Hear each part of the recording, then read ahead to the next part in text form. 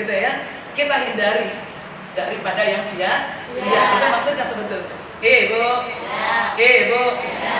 Jadi yang kedua sifatannya itu lisanun fasihun, lisan yang fasih, lisan yang kalau misalkan berkata-kata penuh kebijakan dan juga banyak manfaat daripada kata-katanya ketimbang madaratnya. Bu, kalau misalkan kita ngobrol, yang diobrolin yang bermanfaat. Kalau misalkan kita berkata-kata, berkata-katanya berkata-kata yang baik-baik. Makanya kalau misalkan kepengen lisan yang menjadi lisanun fasihun, maka kita berusaha untuk menjadikan lisan kita ini menjadi lisan yang barokah, lisan yang penuh berkah. Lisan yang penuh berkah itu lisan yang seperti apa? Bu, lisan yang penuh barokah itu lisanun fasihun likasratin dzikr. Satu. Lisan yang fasih itu lisanun fasihun likasratin du'a. Dua. Lisan yang fasih itu lisan yang membawa barokah, yaitu lisanun fasihun likasratin nasihah. Apa tuh? Nasihah. Yang keempat, lisan yang membawa barokah itu lisanun likasrati tilawatil Quran. Harus paham nih Bu.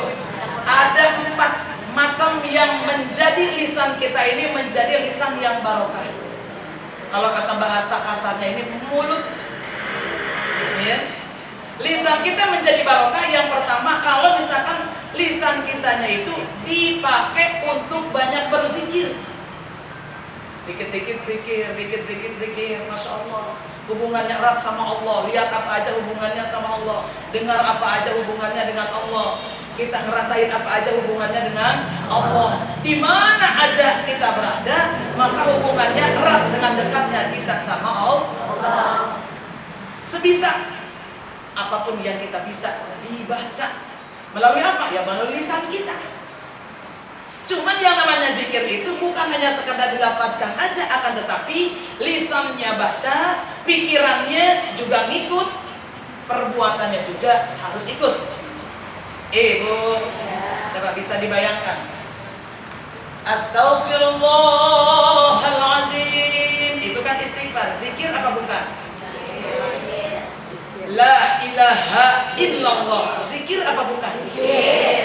Tapi kita tanya diri kita, sering nggak kita kalau misalkan baca zikir itu sambil ngambek, sambil marah, sambil ngomel, sambil kayaknya nggak pas aja gitu dengan apa yang kita baca?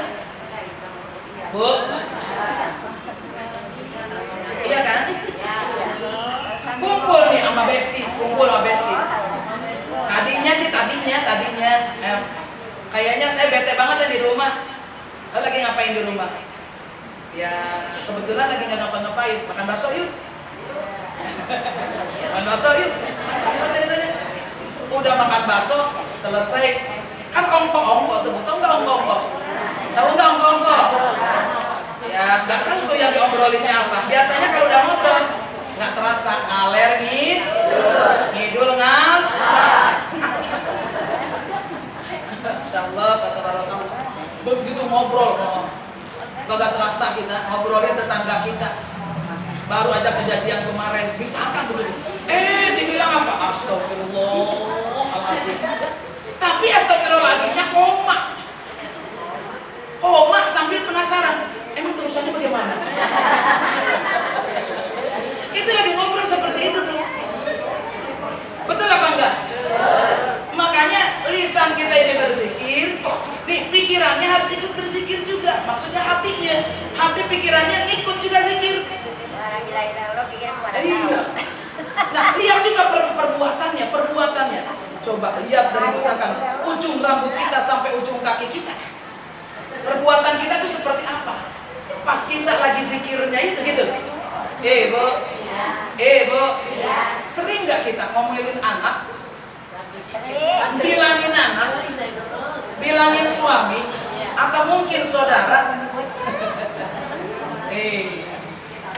diungkapkan dengan kalimat-kalimat zikir. La ilaha illallah. Zikir apa bukan? Awas ya. Iya, ujung-ujungnya udah nepek gitu ya pada zikir kita. Jadi sekali lagi ingat, zikir kita ini lisannya betul kita berzikir, tapi ingat yang namanya pikiran kita betul-betul ngikut enggak zikirnya itu. Perbuatan kita, pekerjaan kita ikut juga berzikir apa enggak, begitu kira-kira. Jadi jangan komak. Terusannya bagaimana? Terusannya gimana? Bu ya. Jadi yang namanya lisanul fasih itu bukan fasih kalau hebat banget ya baca Al-Qur'annya, makharijul hurufnya misalkan begitu. Sampai abaat aj ad al ngobrol aja Masya Allah fasih banget. Beli popek, beli jengkol, batu bata, bataklo misalkan begitu. Medok banget. Saking apanya? Saking fasihnya. Saking fasihnya. Apa sih Bu? Bu, bukan itu. Sekali lagi, yang namanya lisanul fasih itu lisan yang membawa barokah, lisan yang keluar daripada kata-kata itu kata-kata yang baik, kata-kata yang bermanfaat. Justru banyakannya yang manfaat, ya, memberikan maslahat, bukan nyakitin orang, bukan. Insya Allah. Rem dengan apa? Dengan memperbanyak zikir. Insya Allah barokah. Yang kedua, lisanun fasihun itu akan menjadi barokah kalau misalkan likathrotid doa, banyak berdoa. Bu, selama sehari semalam doanya kita berapa kali? Apa mungkin setiap saat? Lihat, doa juga sama aja sebetulnya, masuknya tuh ke kategori yang namanya zikir-zikir juga. Ya Bu ya? Doa dikit-dikit doa, dikit-dikit doa. Apalagi kalau misalkan kita doanya itu pas lagi lempengan lagi sholat. Karena as-sholat ad-doa. Emang sih tahu kita yang namanya sholat itu menurut bahasa as-sholat ad-doa. Yang namanya sholat itu doa.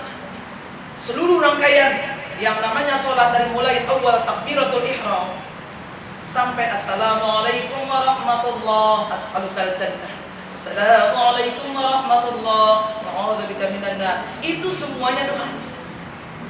Akan tetapi yang namanya menurut istilah sholat itu ucapan dan juga perbuatan yang diawali dengan takbiratul ihram yang diakhiri dengan salam. Itu namanya sholat. Ya, seluruh sholat itu gerakannya, ucapannya, Masya Allah, fatabarakallah, itu semuanya mengandung doa. Ya, makanya insya Allah kita mah udah pada tua, udah bukan muda lagi. Yang mampu, yang ada di dalam diri kita itu bukan kekuatan fisik, akan tetapi justru kekuatan-kekuatan seperti halnya doa. Makanya kita banyak doa-doa yang mesti kita panjatkan kehadiran Allah Subhanahu wa taala, akan tetapi justru harus kita minta sama Allah, ya Allah, mampukan saya, sanggupkan saya untuk saya selalu memohon berdoa kepadamu ya Allah. Karena banyak doa kita tapi kadang-kadang nggak dipakai doanya. Banyak kesempatan untuk berdoa tapi kesempatan itu justru disia-siakan, nggak disyukuri, bahkan yang nggak dimanfaatin waktunya. Habis sholat malah buru-buru untuk hal-hal yang lain, bukannya zikir dan juga doa. Bu, mudah-mudahan setelah ngaji kita ini banyak perubahan-perubahan, terutama di dalam lisan-lisan kita, sehingga lisan kita penuh dengan barokah. Amin. Dua tuh ya. Yang ketiga, lisan yang membawa barokah itu yaitu likasratin nasihah, lisan yang diperbanyak dengan nasihat sehingga menjadi orang yang bijak daripada kata-katanya itu. Bu, sebelum nasihatin orang lain, maka nasihati diri kita. Nasihatin diri kita nggak mesti di dalam hati, omong juga untuk sendiri kita, ya nggak apa-apa. Sudah tipah waktunya ngaji lu. Bisa banget sama orang nyuruh ngaji, lu sendiri di rumah aja. Dia sudah tipah, kan punya suami, bisa kan gitu. Masa orang lain bisa aja, ya mijitin, ya sedekah, ya senyum. Suami sendiri kadang-kadang ya Allah, untuk senyum aja susah. Padahal sedekah yang luar biasa sebelum untuk orang lain, untuk siapa dulu? Suami orang gampang banget disenyumin, giliran suami sendiri. Kita bisa untuk pijitin orang lain, misalkan begitu. Kayaknya bares banget. Kumpul sama orang tua yang ini tahu-tahu, minta diperokin, kita perokin, minta dipijitin, kita pijitin. Bu, giliran suami, ya Allah, sampai udah au. Sampai udah kok sama apa tuh, sama keringat, saking apanya, saking masuk angin. Mana? Ya Allah, Bu, bares banget ini tangan untuk orang lain, bares banget misalkan ini sedekah untuk orang lain. Tapi untuk yang namanya keluarga, untuk orang yang kita sayangi, kadang-kadang kita sia-siain. Bu, iya kadang-kadang berat. Padahal mah ibu, nggak mesti kudunya, mungkin kalau pijitin banyak, kudu lama, kita sampai capek juga. Bu, ya kali yang masih pada punya suami, saya juga masih punya suami. Ya, misalkan ada kesempatan. Ya Allah, saya ini perempuan yang kalau misalkan yang bisa menggugurkan dosa-dosa saya itu salah satunya dengan sedekah, salah satunya dengan istighfar. Hari ini saat ini saya udah sedekah apa belum? Duit nggak punya banyak, duit juga nggak ada untuk disedekahin. Tenaga ada, suami lagi butuh banget sama kita, kenapa enggak gitu? Gitu ya Bu ya? Bu, itu maksudnya. Jangan yang jauh-jauh dulu. Soalnya begini Bu, sering saya nyaksiin seperti ini, jalan-jalan. Ini orang bisa sampai merokin orang lain, merokin, mijitin, belain gitu. Tahu-tahu dapat kabar kalau di rumahnya mah cuek. Itu ada 5 orang yang dia merokin, sampai dibeliin tolak angin, gitu, macem-macem. Ya, kata ditanya lagi, udah enakan apa belum? Ditanya, giliran yang di rumah, suaminya atau mungkin orang tuanya, boro-boro ditanya udah enakan, ya disentuh aja enggak, disedekahin juga enggak, dikasih senyum juga enggak. Na'udzubillah min. Yuk kita manfaatkan kebersamaan kita dengan siapa kita pada saat itu kita bersama. Insya Allah, berarti insya Allah kita menjadi orang yang bersyukur. Maksudnya lisanul fasih itu likafratin nasihat, biar menjadi barokah, banyakin nasihatin diri kita sebelum memberikan nasihat untuk orang lain. Maksudnya apa? Ajak diri kita untuk menjadi orang yang bares, yang benar, yang baik sebelum memperbaiki hal-hal yang kurang baik yang ada di dalam diri orang lain. Ya. Yang keempat, biar lisan kita menjadi barokah, yaitu dengan likathrati tilawatil Qur'an, memperbanyak membaca Al-Qur'an. Ya, latihan lagi nih. Ibu kalau sekarang mau hitung-hitungan, bentar lagi kita puasa. Kalau misalkan puasa kita punya target sampai beberapa kali khotam, kalau nggak terbiasa dari sekarang, tetap aja begitu tuh nanti tuh. Ayo dari sekarang kita mulai lagi, kencengin lagi kita niatnya. Ya, tadarus Al-Quran biasakan. Mungkin sehari sekebetnya itu ya 3 ain. Insya Allah. Nanti bukan 3 ain lagi, setiap hari 1 juz. Bahkan kalau misalkan ibu mau, setiap sholat ibu baca Al-Qurannya di depan ibu. Kalau nggak hafal Al-Qurannya, bacaan ayatnya, ibu taruh Al-Qurannya yang sebesar-besarnya biar kelihatan. Berarti 1 halaman ibu baca. Habis Fatihah, ya, habis Fatihah misalkan yang pertama rakaatnya Bismillahirrahmanirrahim, Alif Lam Mim. Ya udah cuman sampai ke bawah aja tuh. Ya. Nanti ibu baca kalau lembaran yang mungkin belum sempat ibu buka, udah baca surat yang lain. Nanti lagi ibu kebet lagi tuh, buka tuh di depan kita. Enggak sempat kita baca di tempat-tempat yang lain, di waktu-waktu yang lain, tapi waktu sholat ibu Al-Qur'an yang udah dibaca. Ya latihan dari sekarang. Berarti latihan itu mempersiapkannya banyak yang perlu kita siapkan. Ya Al-Qur'annya disiapin, sholatnya juga kita siapin, beda dengan biasanya. Ya tempatnya kalau bisa harus matuh. Bila perlu ya sejadahnya yang lebih empukan lagi, beda dengan sebelumnya. Karena apa? Ingin memperbaiki, ingin memperbaiki apa yang kita kerjakan dan juga apa yang kita baca. Ya Bu ya, insya Allah ada perubahan banyak buat kita dan juga perubahan itu insya Allah barokah buat kita. Ya, kan kata sebagian daripada keterangan itu taharraku fa inna fil harakati barakah. Bergeraklah, ya, berubahlah. Karena setiap di dalam perubahan itu ada banyak kebaikan, ada banyak keberkahan. Insya Allah. Ibu, udah berapa yang menjadikan sifat-sifat orang yang masuk surga? Udah berapa? 3. Dua. Ya. Yang pertama wajhun malihun, yang kedua lisanun fasihun. Ini untuk catatan aja, untuk catatan. Kalau penjelasan mah ibu yang bisa jelasin yang tulis. Yang ketiga qalbun taqiyun.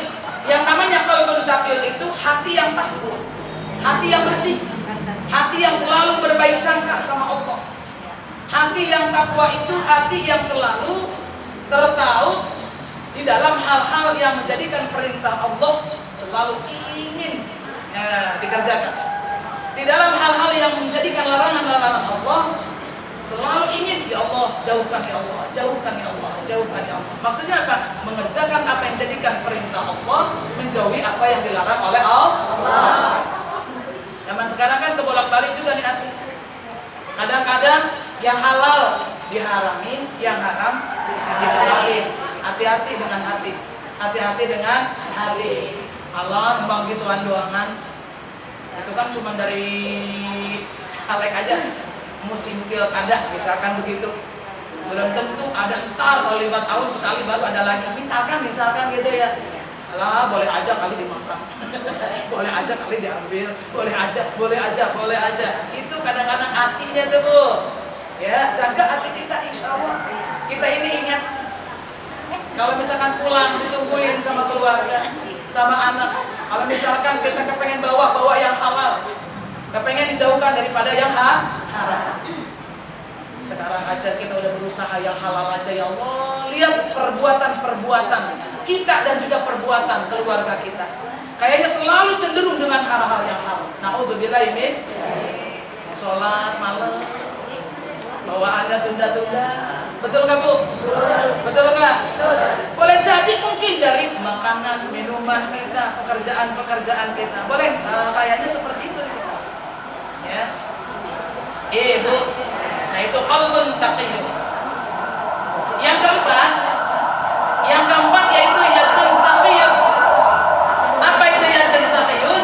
Tangan yang selalu murah untuk memberi, tangan yang selalu inginnya membantu, inginnya menolong. Itu tangannya itu. Tangan untuk selalu memberikan kebaikan. Ibu.